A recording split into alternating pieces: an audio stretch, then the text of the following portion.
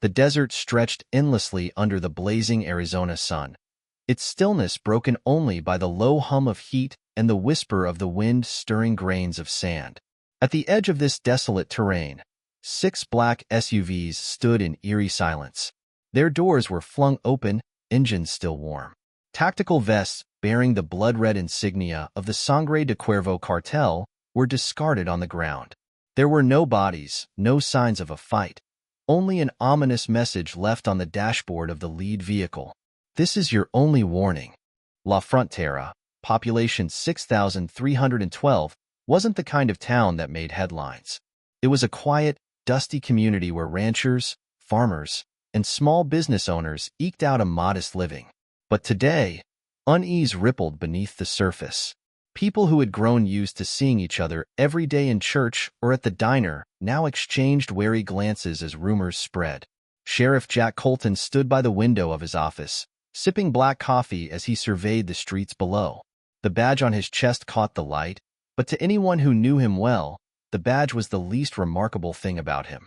His eyes, sharp and calculating, belonged to a man who had seen battlefields far from this quiet border town. Jack's past as a Delta Force commander was a secret to most, but it wasn't something he could ever fully leave behind. He had come to La Frontera to find peace, but peace had a habit of slipping through his fingers. A knock at the door broke his thoughts. "Come in," Jack called, setting his coffee down. Deputy Luis Alvarez, a tall man with a shaved head and a marine tattoo on his forearm, entered quickly, nearly spilling his own cup of coffee. His face was tense, his usually steady demeanor shaken. "Jack," Luis began, his voice low but urgent. "We've got a problem." Jack leaned against his desk, arms crossed. "What kind of problem?" Luis hesitated for a moment, then spoke quickly. "Black SUVs. Parked near the elementary school. Tinted windows. Same kind as the cartel convoy that came through town last month." Jack's jaw tightened. He adjusted his gun belt with a slow, practiced motion, his years of training hidden behind a calm exterior. "They're testing us," he said quietly. "There's more," Luis added. "A couple of men came into Elena's cafe yesterday. Asked a lot of questions about property values and land ownership. Spoke Spanish. Left $100 tip." Jack nodded thoughtfully. "They're feeling out the town, seeing who's paying attention. What do you want to do?" Jack didn't answer right away. Instead, he walked to the office gun safe, opened it, and took out his sidearm, checking the magazine. He grabbed his worn leather jacket from a hook by the door. "We're going to pay them a visit." 10 minutes later, Jack's dusty patrol Bronco rolled slowly down Main Street. Families were walking their kids home from school, their pace quickened by a vague sense of danger they couldn't quite place. Shopkeepers stood in doorways, eyes darting nervously toward the black Escalade idling at the corner. Luis sat in the passenger seat, his hand resting on his service weapon. "This feels wrong, Jack. They're trying to provoke us." "I know," Jack said, "but if we let them think they own these streets, they'll take more than just a corner." He parked the Bronco a block away, positioning it strategically so he could see the Escalade through the side mirror. "Stay here," Jack ordered. "Come on, Jack," Luis protested. "Protocol says." "Sometimes protocol gets people killed," Jack interrupted. Luis knew better than to argue. Jack stepped out of the Bronco with the casual stride of a man who had nothing to hide. His movements were slow, deliberate. He wanted them to watch him. He stopped 10 feet from the Escalade. The window rolled down with an expensive purr, revealing a man in an immaculate black suit. The man's smile was polite, almost disarming. "Good afternoon, Sheriff. Lovely town you have here." "License and registration," Jack said flatly. The man chuckled softly. "Of course. But first, perhaps we could discuss business. We represent new opportunities for La Frontera." "Business license applications go through City Hall," Jack replied, his hand resting casually near his hip. "Monday through Friday, 9 to 5. The man's smile faltered for a split second before returning. "You're very observant for a small-town sheriff." "You're very interested in my town for a tourist," Jack countered, locking eyes with the man. The air between them grew heavy. For 3 long heartbeats, neither moved. Then Jack's phone vibrated in his pocket. He glanced at the screen. The message was brief and to the point. Ghost protocol active. Stand by. The man in the Escalade reached slowly into his jacket. Jack didn't flinch. Out came a business card, heavy and embossed with a gold phone number but no name. When you're ready to be reasonable, Sheriff. Jack took the card without looking at it. You're parked in a school zone. Move along. The window rolled up, and the Escalade pulled away smoothly, disappearing around the corner. Jack stood there for a moment, watching the street grow quiet again. Parents hurried their children inside. Shopkeepers locked their doors. The town was scared, even if they didn't know why yet. Jack walked back to the Bronco, where Luis was waiting anxiously. What was that about? Jack handed him the card. Run this number. Quietly. Use your personal phone, not department resources. Luis frowned. Are we expecting trouble? Jack looked at the empty street where the Escalade had been. Trouble's already here, Luis. It's just finally showing its face. That night, the desert wind howled outside Elena Torres's cafe. Inside, the regulars were unusually quiet. Elena poured Jack a fresh cup of coffee and sat across from him. Her hands were steady, but her voice carried an edge of worry. Those men came back this morning, she said. Asked about you this time. Jack nodded. What did you tell them? That you drink your coffee black and tip like a gentleman. Jack almost smiled. Your father still keep that shotgun under the counter? Added a friend for it last week. Double barrel. Smart man, Jack murmured, taking a sip of his coffee. Elena leaned in closer. People are scared, Jack. These men. They're not like the usual troublemakers. No, they're not, Jack agreed softly. He checked his phone again. The encrypted message still glowed on the screen. Ghost protocol active. His old life was calling, and if he didn't answer soon, his town might not survive what was coming. The stars stretched across the Arizona night sky like scattered embers, flickering silently above the jagged horizon. In the distance, the low rumble of engines echoed faintly across the desert. Sheriff Jack Colton stood outside the town's edge, his eyes narrowing as a convoy of vehicles emerged in the moonlight. His radio crackled softly at his side. Ghost teams on site. A voice came through. Sergeant Nathan Drake, Jack's former second-in-command, spoke with a calm, professional tone. We've got eyes on their staging area. They're moving in supplies, trucks, equipment, some heavy stuff. Heavy stuff? Jack repeated. Looks military surplus. Could be body armor, maybe some small arms, Drake replied. Looks like they're setting up for something long-term. This isn't just intimidation anymore. Jack exhaled slowly. He'd seen this kind of operation before in war zones. It always started with equipment, then infrastructure, and finally total control. The Sangre de Cuervo cartel wasn't wasting time. They were digging in, intending to take over La Frontera piece by piece. Inside the command center, located in the basement of Elena Torres's cafe, maps and tactical plans were scattered across a large table. Elena, Jack, and a few trusted locals, including Deputy Luis Alvarez, stood around it. What's the word? Elena asked as Jack entered. They're staging in the desert, Jack said, pulling up a map. We've got a convoy parked 15 miles out, near the old Arvada Ridge. Looks like they're setting up for something big. Just great, Elena muttered. They're not even trying to hide it anymore. Luis frowned, tapping the map with a pin. If they move in from there, they'll cut us off from the east and control the highway routes. That's supply chain control. They'll strangle the town. Exactly, Jack said. That's how they do it. Take control of infrastructure, then squeeze until people have no choice but to comply. Elena folded her arms. So, what do we do? We hit them first, Jack said simply. They think this town is soft. Time to remind them what happens when you push people too far. Meanwhile, at Arvada Ridge, Santiago Reyes watched over the convoy with a calculating expression. The former Delta operator had traded his military allegiance for a lucrative position as Diego Ramirez's security chief. Dressed in tactical gear, he stood apart from the cartel enforcers, many of whom glanced at him warily. They knew he wasn't one of them. He was something more dangerous. One of the cartel lieutenants approached cautiously.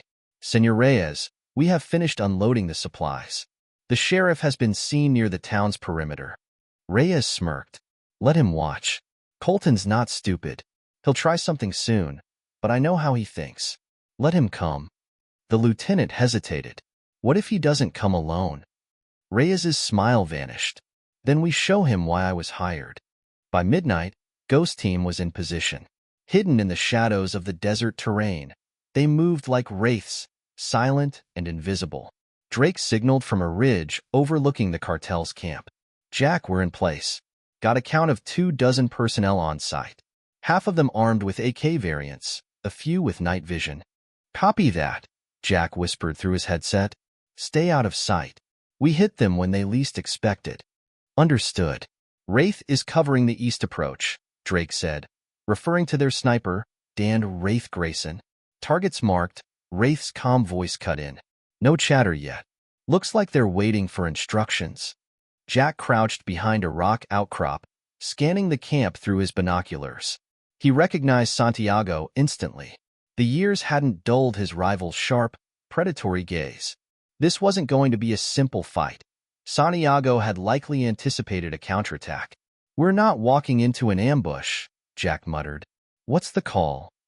Luis asked, crouching beside him. We're going to spook them, Jack replied. Set off a few controlled detonations, hit their fuel supplies. We'll make them scatter, force them to move. They won't know where to hit back. Drake's voice came through again. Charges are in place on the fuel trucks. Ready when you are, boss. Jack took a deep breath. On my mark. 3, 2, 1. Light it up. A thunderous explosion ripped through the still desert night. Flames roared as the cartel's fuel trucks went up in a fireball, sending shockwaves across the camp. Men shouted in panic, scrambling for cover as secondary explosions followed. Contact front, one of the cartel enforcers yelled. They fired blindly into the darkness, their panic turning into chaos. Jack and his team used the confusion to strike with precision. Luis and 2 other deputies engaged from the western flank, firing controlled bursts to keep the cartel pinned. Drake's team hit from the north, taking out communications equipment and disabling vehicles. In the chaos, Santiago Reyes moved with cold efficiency. He barked orders, rallying the scattered enforcers. Find the shooters. Push forward. Control the perimeter. Jack watched Santiago through his rifle's scope, assessing his movements. His rival was too well trained to stay exposed for long. Jack adjusted his aim but hesitated. He needed Santiago alive, for now. Jack, we've got incoming reinforcements, Drake warned. Looks like another convoy approaching from the south. Jack cursed under his breath. All right, fall back. We've made our point. Copy. Ghost team disengaging. Jack signaled to Luis and the others. Let's move. We've got what we need. They're shaken. The team slipped away into the desert shadows, leaving behind a burning camp and a fractured cartel force. By the time Jack and his men returned to La Frontera, dawn was beginning to break. Elena met them outside the cafe, her face tense but relieved. Did you get them? She asked. Jack shook his head. Not yet, but we hit them hard enough to make them think twice. Luis pulled off his tactical vest and wiped the sweat from his brow. Santiago was there, Jack. He's not going to back off easy. I know, Jack replied grimly. That's why we need to be ready for the next move. They're coming for us, and they won't hold back this time. Elena's eyes hardened. Good. Neither will we. The desert heat bore down on La Frontera, suffocating in its intensity. Dust swirled in small eddies along Main Street as the first signs of trouble crept into the town. Sheriff Jack Colton stood on the roof of the sheriff's station, scanning the horizon with binoculars. Far off in the distance, barely visible through the haze, multiple vehicles kicked up clouds of dust as they approached. Luis Alvarez's voice crackled through Jack's earpiece. Sheriff, got movement on the east side. Couple of SUVs, same as last night. Copy, Jack replied. Keep your distance. If they're just watching, let them. We'll give them something to think about soon enough. Down below, Elena Torres stood outside her cafe, directing a group of volunteers. Farmers, mechanics, and shop owners had come to help fortify key locations around town. They worked quickly, boarding up windows and stacking sandbags at key choke points.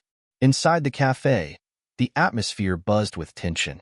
Dr. Marcus Vela coordinated a medical triage plan with a few local nurses. He glanced up as Jack entered through the back door. "How are we looking, Doc?" Jack asked. "Not great," Marcus admitted. "If the cartel hits us hard, we're gonna need more than just gauze and hope. I've got some supplies stashed, but we're stretched thin." "We'll make do," Jack said, his tone steady. He placed a hand on Marcus's shoulder. "Just keep the people calm. You're one of the few faces they trust." Marcus nodded, but didn't look reassured. "Trust can only take us so far, Jack. These people are scared."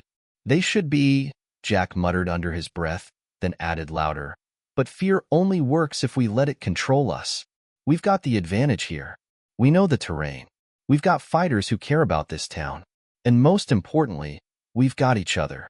The Sangre de Cuervo cartel's reinforcements had arrived. Trucks, SUVs, and armored vehicles formed a perimeter around the staging area. Tents had been erected, and cartel soldiers patrolled with military discipline, their weapons gleaming in the sun. In the command tent, Santiago Reyes reviewed a tactical map spread across a folding table.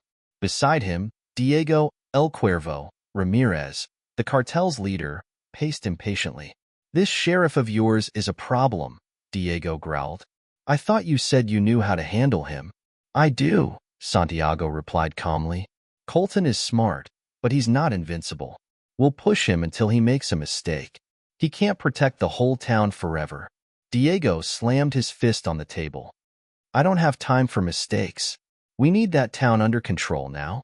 The entire smuggling route depends on this operation." Santiago remained unfazed. "Trust the process. Tonight, we cut off their power and communications. After that, fear will do the rest. They'll turn on Colton when they see he can't protect them." Diego grinned darkly. "Make it hurt. Show them who owns the border." The first strike came just after midnight. The power grid failed in a cascade of blackouts, plunging the entire town into darkness. Streetlights flickered once before going dead. The hum of air conditioners and appliances stopped abruptly, replaced by the unnerving sound of silence. Jack's radio crackled to life. "Jack, this is Luis. Power's out across the whole town. Got reports of movement near the old water treatment plant." "Copy," Jack said, already moving toward his Bronco. "Keep patrols on alert." "This is just the first wave." Elena met him at the door of the cafe, flashlight in hand. "They really think they can scare us with the dark?" "They're testing us," Jack said. "They want to see how we react." "Well, they'll find out soon enough," she replied, her jaw set. Jack gave her a grim nod. "Keep your people inside. Lock everything down. If they try anything near here, don't hesitate to fight back." "Don't worry, Sheriff," Elena said, patting the shotgun slung over her shoulder. "I'm ready." Near the water treatment plant, Luis and two deputies crouched behind a line of large pipes, scanning the shadows through night vision goggles. The faint sound of footsteps echoed in the distance. "You hear that?" one deputy whispered. Luis raised a hand, signaling for silence. He adjusted his radio headset.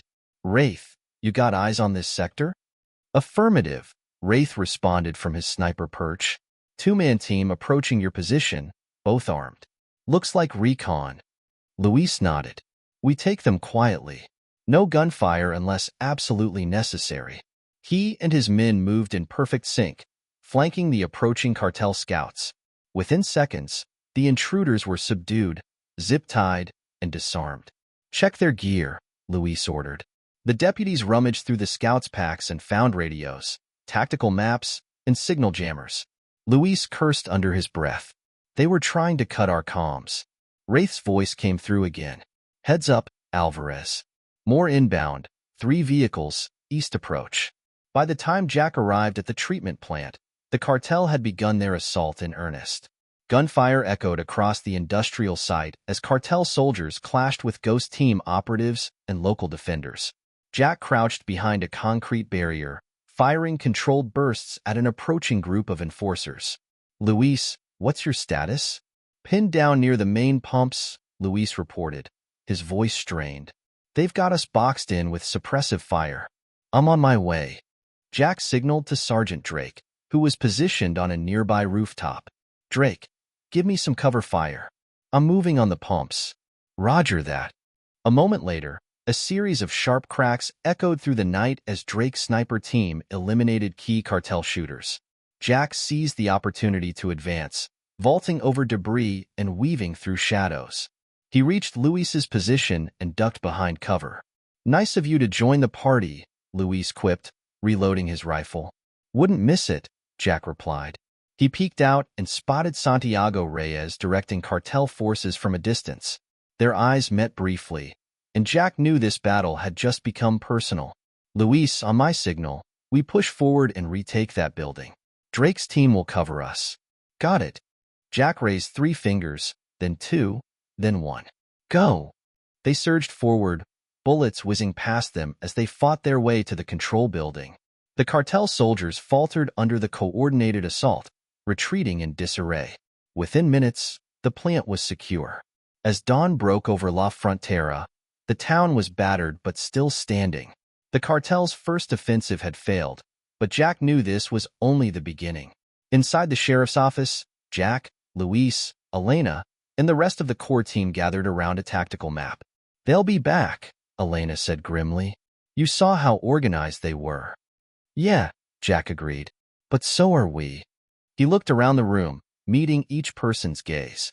"They think they can scare us into submission. We're going to show them what happens when a town stands together." The room was silent for a moment, then Luis nodded. "Let's make them regret ever coming here." The sun burned high over La Frontera, casting long shadows over buildings fortified with sandbags, boarded windows, and watchful eyes. The townsfolk worked tirelessly. Farmers, mechanics, store owners, and veterans now served as sentries and guards. Guns were cleaned and passed between hands that weren't used to holding them, but fear was slowly hardening into resolve. Jack Colton leaned over a large tactical map inside the sheriff's station, marking key points of interest with red pins. He had spent the morning briefing his team on how the cartel might escalate their tactics. The failure of the previous night's assault meant retaliation was inevitable. "They're going to test every weak spot we have," Jack said, looking around the room at his core team. Luis Alvarez, Elena Torres, Dr. Marcus Vela, and Sergeant Nathan Drake stood nearby. "We need to stay ahead of them, keep them guessing." Luis tapped the map with a pin. "If they push again, they'll try to split us. They might go after critical points, water, food supply, maybe even hit civilians directly." "That's their play," Jack agreed. "But we're going to make sure they never get that chance." "Drake, how's Ghost Team holding up?" Drake crossed his arms.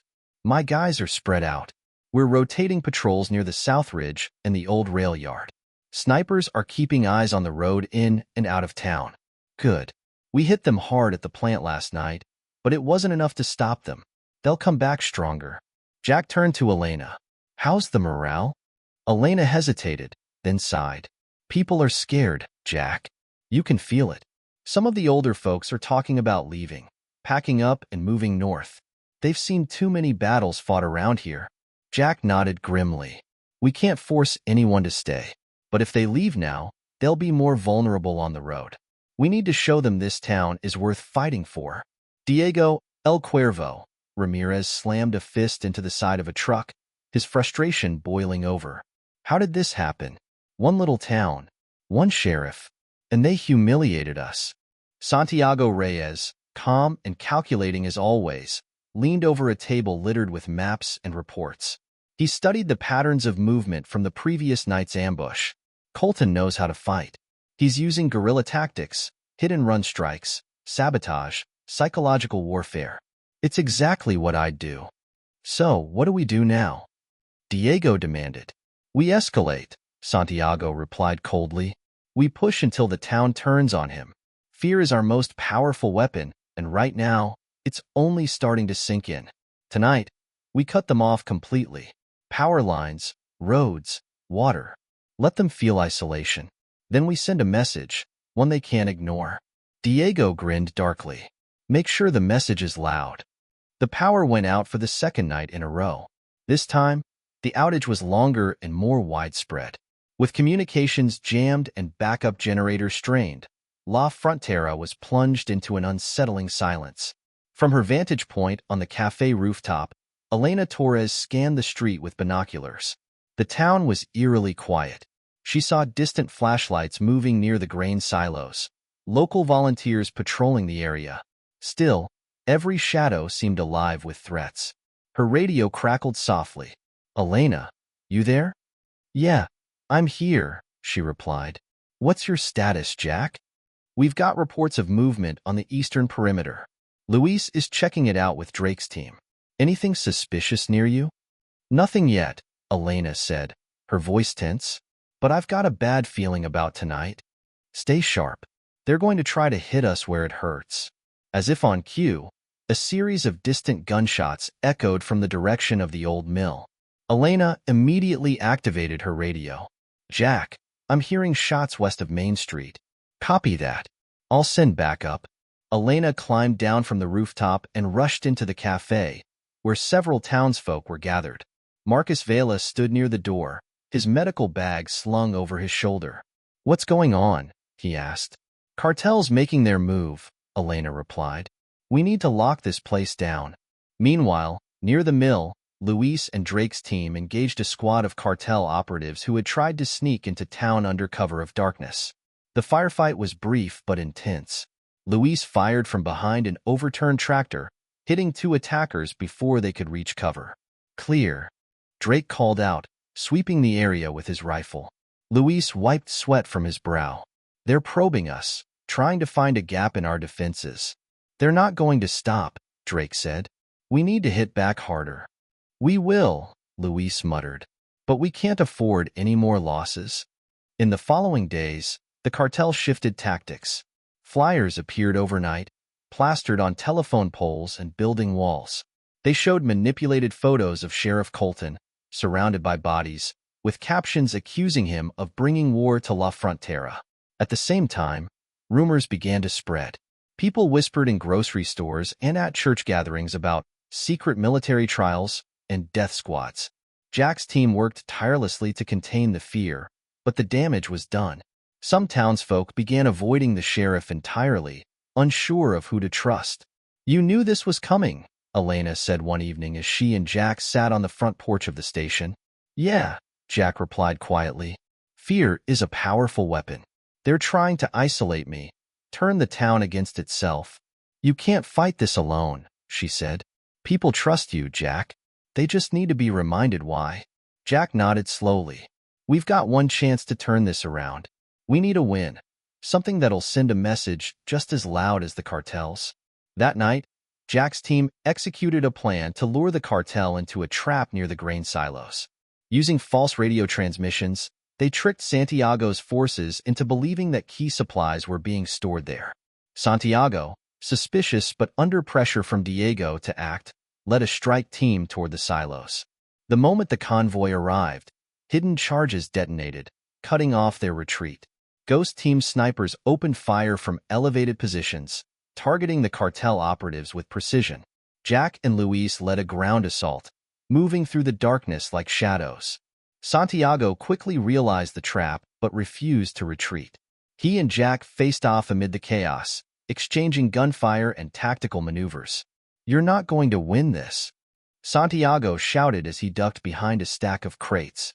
"We're already winning," Jack countered, firing a burst that forced Santiago to reposition. "This town doesn't belong to you." Their confrontation ended in a stalemate when Santiago's remaining forces retreated. However, the damage to cartel morale was significant. By dawn, La Frontera was once again standing strong. The town's defenders celebrated the victory quietly, knowing that more battles lay ahead. In the sheriff's office, Jack addressed his team. "We sent them a message tonight. They're not invincible, and neither are we, but together, we're stronger than anything they can throw at us." Luis nodded. "They'll think twice before trying to hit us again." "Maybe," Jack said, "but we're not done yet. We've got a long fight ahead of us. Let's make sure they know this town won't break."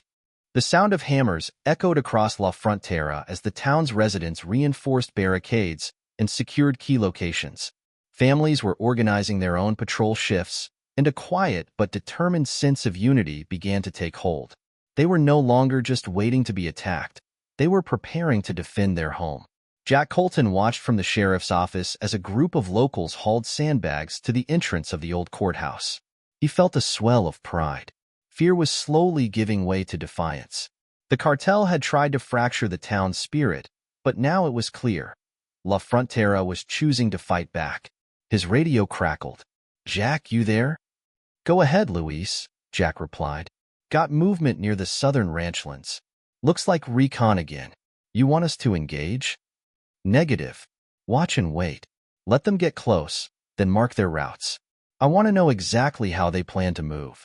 "Copy that." Jack clipped the radio to his belt and turned as Dr. Marcus Vela entered the room. The doctor's usually calm expression was strained. "We've got a problem," Marcus said. Jack crossed his arms. "What kind of problem?" "Supplies. We're running low on antibiotics, clean bandages, and 4 fluids. If this turns into a sustained siege, we're going to be in serious trouble." Jack sighed. "How bad is it?" "I've got enough for maybe 24 critical patients," Marcus said. "Any more than that, and we'll have to start rationing." "I'll figure something out," Jack said. "We can't afford to lose the clinic." Diego Ramirez stood at the center of a dimly lit command tent, surrounded by cartel lieutenants and mercenary commanders. His temper, already on edge, flared as he slammed a fist on the table. "We should have crushed them by now," Diego roared. "Instead, Colton keeps making us look weak." Santiago Reyes, ever composed, met Diego's glare without flinching. "Colton's not like anyone you've dealt with before. He's trained, experienced. He's turning that town into a fortress." Diego narrowed his eyes. "Then we burn the fortress down. No more small strikes. We hit them with everything. No warnings, no games." Santiago tapped a map on the table. "We can do that. But if we go in heavy, we're going to lose men. And if the locals keep fighting, we'll be stuck in a war of attrition. So what do you suggest?"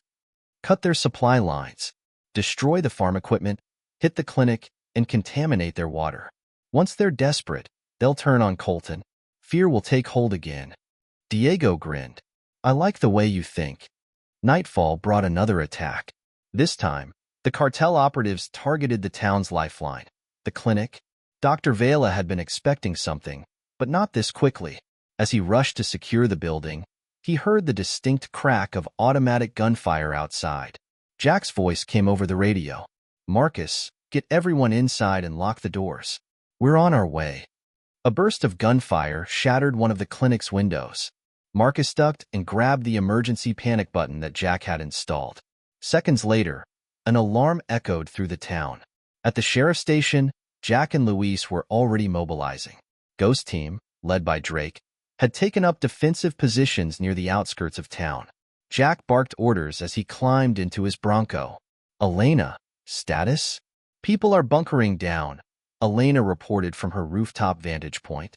"I've got eyes on 3 vehicles circling near the clinic. Looks like they're trying to box it in." "We'll break the box," Jack said. "Luis, take a team and hit them from the west. Drake, I want suppression fire on the north approach." "Copy that," Drake replied. As Jack's Bronco skidded to a stop near the clinic, cartel gunmen scattered under a hail of suppressive fire from Ghost Team. Jack advanced with precision, his rifle barking in short bursts as he neutralized 2 attackers. Luis's team flanked from the west, catching the remaining operatives in a deadly crossfire. Within minutes, the area was clear. Jack pushed open the clinic door to find Marcus crouched behind a desk, his medical team shaken but unharmed. "You all right?" Jack asked. "Yeah," Marcus replied, standing and brushing dust off his coat. "But they hit hard. If you hadn't gotten here when you did, they won't get another chance," Jack said. "We're stepping up security around the clinic. No one gets in without clearance." The next morning, Jack called an emergency meeting at the courthouse. Nearly the entire town showed up, their faces a mixture of fear and determination. Jack stood at the front of the room, his voice steady but forceful. "Last night, the cartel tried to take out our clinic," he began. "They're not going to stop. They want to make us feel isolated, weak. But we're not weak. We've already proven that by standing together." Murmurs rippled through the crowd. Some nodded in agreement, while others still looked unsure. "They think fear will win," Jack continued. But we know better. Fear only works if we give in to it. We've got each other. We've got plans, supplies, and training. And we've got something they'll never have, something worth fighting for. Old Joe Wallace, a rancher who rarely spoke, stood up. You've got my land for patrols, Sheriff. My boys and I'll help. Another voice called out, Same here. They're not running us out of town. Jack smiled faintly. Good. Because from now on, we're not just defending. We're taking the fight to them. That night, Jack and his team launched a counteroffensive. Ghost Team conducted raids on cartel supply caches in the surrounding desert, using intelligence gathered from intercepted radio transmissions. Luis led a group of deputies in dismantling cartel surveillance equipment hidden near key access points. At dawn, Elena coordinated a town-wide patrol network. Farmers with rifles, shopkeepers with radios, and veterans with years of combat experience took up positions along the town's perimeter. By the time the cartel realized what was happening, it was too late. Their routes were cut off, their scouts captured or killed, and their local contacts severed. Santiago Reyes fumed as he reviewed reports from the field. His forces were spread too thin, their logistical network disrupted by a town that refused to break. We underestimated them, he admitted to Diego. Diego's face darkened. Fix it. I don't care how. Burn the fields, poison the wells, do whatever it takes to end this. Santiago nodded. I'll handle it. But this isn't just a tactical fight anymore. Colton's turning this into a war for hearts and minds. If we lose that, we lose everything. Diego sneered. Then make sure we don't lose. By the end of the week, La Frontera was stronger than ever.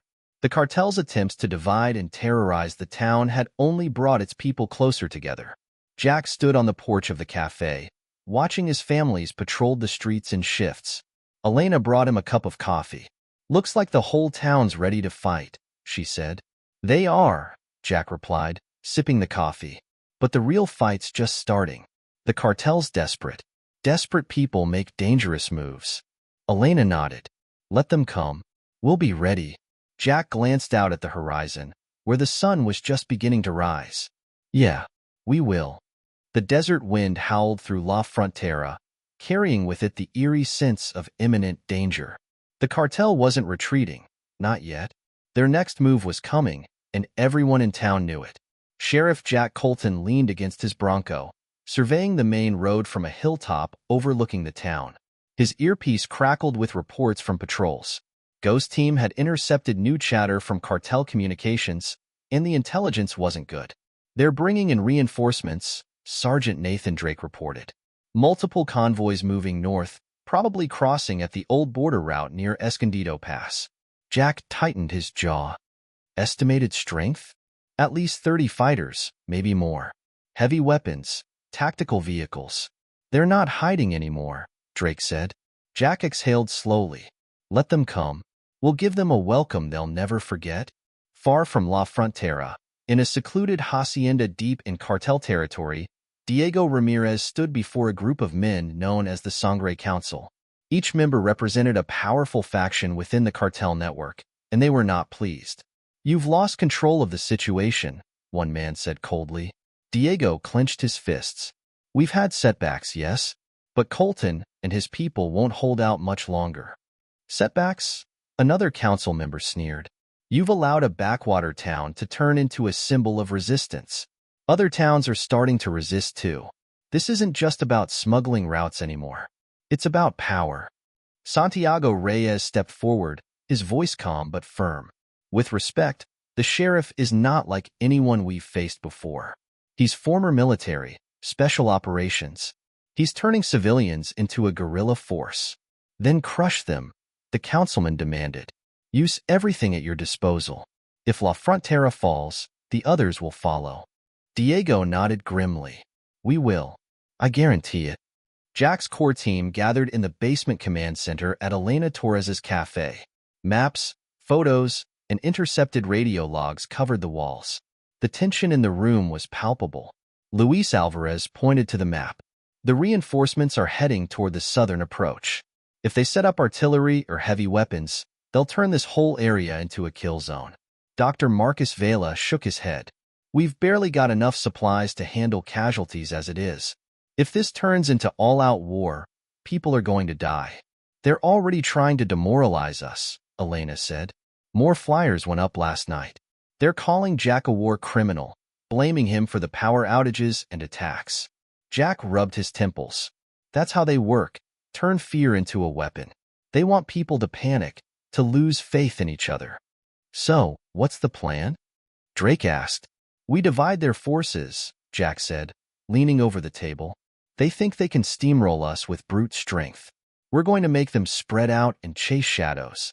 He pointed to several key locations around the town's perimeter. Drake, your team will set up ambushes at these choke points. Luis, you'll lead a rapid response unit. Elena, I need you coordinating from here. Marcus, fortify the clinic. No matter what happens, we hold the clinic. The group exchanged determined looks. There was no going back now. Nightfall came quickly.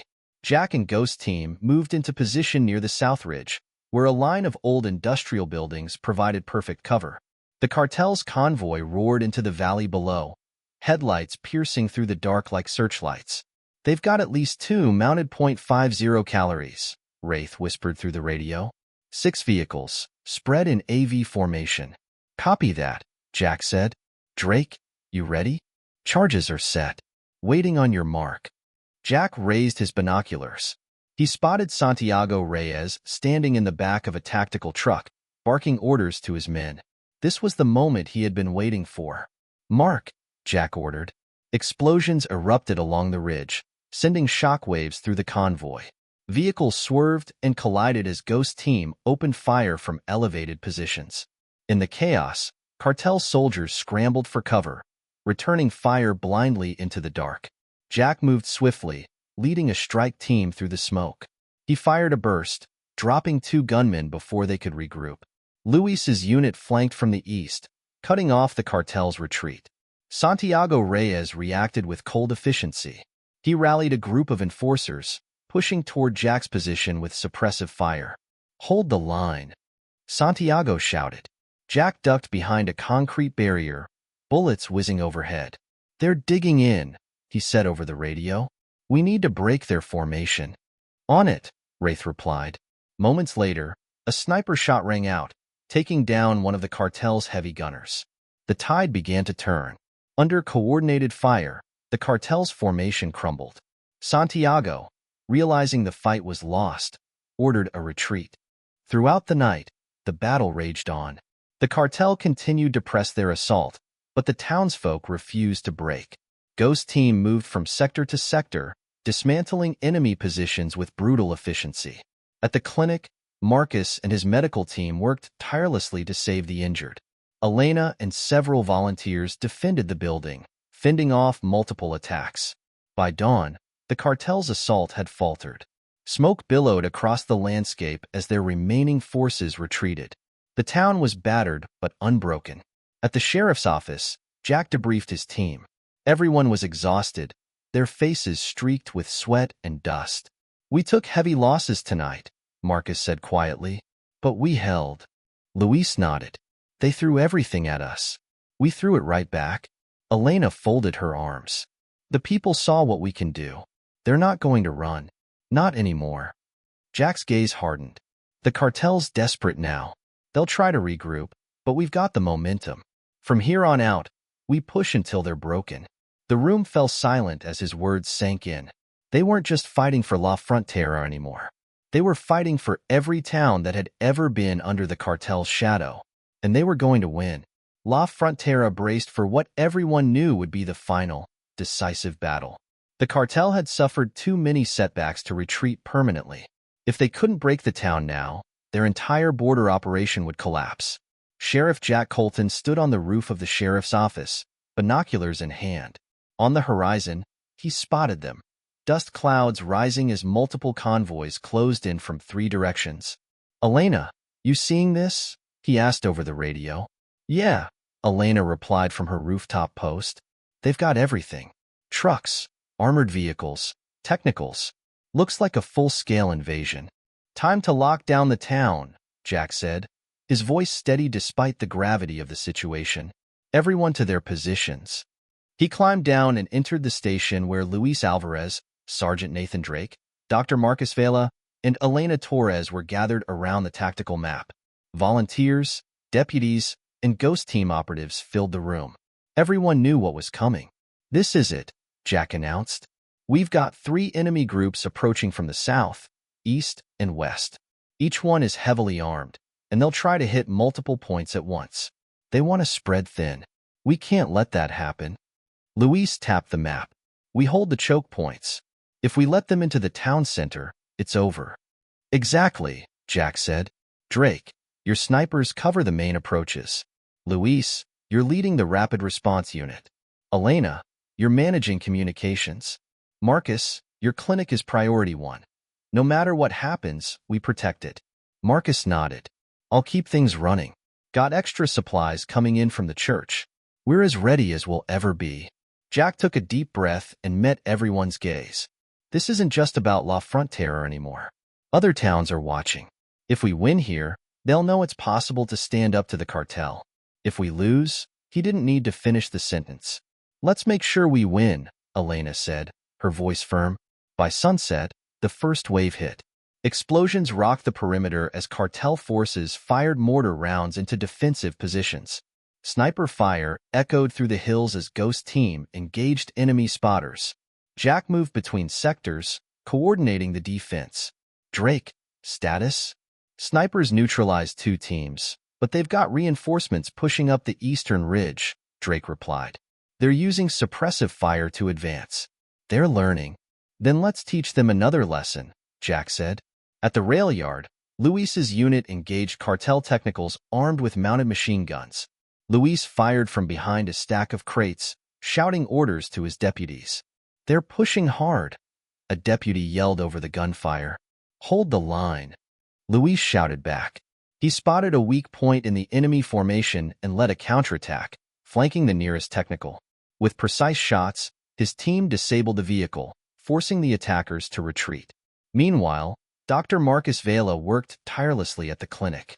Injured defenders were carried in by the dozen. Despite the chaos, Marcus remained calm, directing his team with surgical precision. "Get me more gauze and 4 fluids," he ordered. "Elena, how's the perimeter holding?" "Still holding," she replied over the radio. "But they're trying to breach from the west now." Cartel enforcers launched coordinated attacks on multiple sectors of the town. They brought everything they had: armored vehicles, drones, and mercenaries with years of combat experience. But La Frontera's defenders fought like people with nothing left to lose. At the church, Elena led a group of volunteers defending the town's last major supply cache. When a group of cartel infiltrators attempted to sneak through, she confronted them head-on, armed with a shotgun. "You're not getting through here," she warned. The cartel fighters hesitated, then opened fire. Elena dove behind a stone pillar, returning fire in controlled bursts. Volunteers joined the fight, forcing the attackers to fall back. "Nice work," Luis said over the radio. "Remind me not to get on your bad side." "Too late," Elena quipped, reloading her weapon. Hours into the assault, the cartel launched their final push. Heavy trucks with mounted guns rolled through the southern barricades, cutting through defenders with relentless fire. Jack ordered a tactical retreat, pulling his forces into the town center. "They're breaching," Marcus shouted from the clinic. "We've got hostiles less than 2 blocks away. Get everyone inside."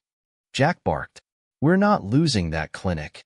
Luis, Drake, and Elena regrouped at the town square, forming a defensive perimeter. As cartel fighters poured in, the battle reached a fever pitch. Ghost Team snipers picked off key targets while volunteers fought from rooftops and alleyways. Amid the chaos, Jack faced Santiago Reyes in a brutal close-quarters fight near the grain silos. Santiago was fast and deadly, but Jack's training gave him the edge. He disarmed Santiago with a well-timed maneuver and held him at gunpoint. "It's over," Jack said, his voice cold. Santiago gritted his teeth.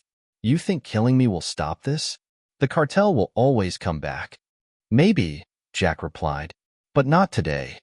He knocked Santiago unconscious and signaled for Ghost Team to secure him.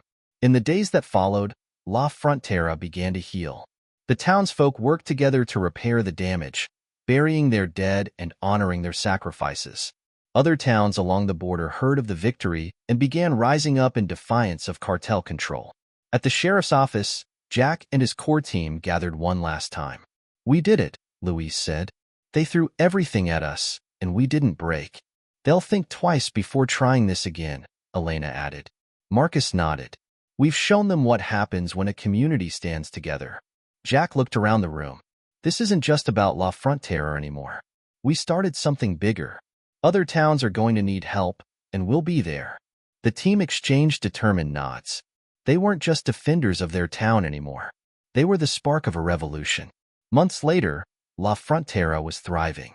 The cartel's influence had been driven back, and towns across the region had adopted the La Frontera model, a system of community defense, cooperation, and resilience. Jack stood on the same hill overlooking the town, watching children play in the streets below. For the first time in years, there was peace. Elena approached, handing him a cup of coffee. "Looks like we're finally winning," she said with a smile. Jack took a sip and nodded. "Yeah, but the fight's not over. It never really is. We just have to stay ready." He looked out at the horizon, where the sun was beginning to rise over the desert.